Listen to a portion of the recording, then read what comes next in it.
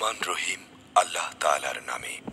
যখন আসমান ফেটে পড়বে, যখন তারাগুলো সব ঝরে পড়বে, যখন সাগরকে উত্তাল করে তোলা হবে, যখন কবরগুলো উপড়ে ফেলা হবে, তখন প্রতিটি মানুষই জেনে যাবে সে এখানকার জন্য কি পাঠিয়েছে এবং কি এমন কাজ সে রেখে এসেছিল যার পাপ পুণ্য কিয়ামত পর্যন্ত তার হিসেবে জমা হয়েছে।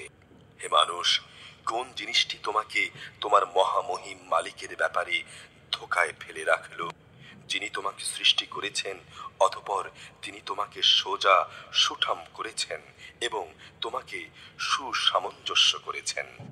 তিনি যেভাবে চেয়েছেন সে আঙ্গিকেই তোমাকে গঠন করেছেন। না একই তোমরা শেষ বিচারের দিনটি কি অস্বীকার করছো?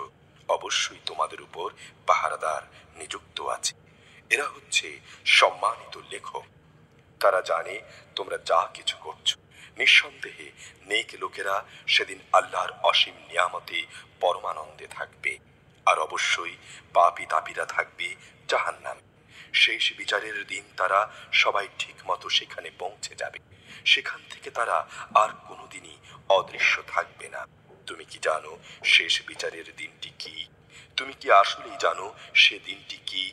যেদিন কোনো মানুষই একজন আরেকজনের কাজে আসবে না। সেদিন ফয়সালার চূড়ান্ত ক্ষমতা থাকবে আল্লাহ তাআলার হাতে।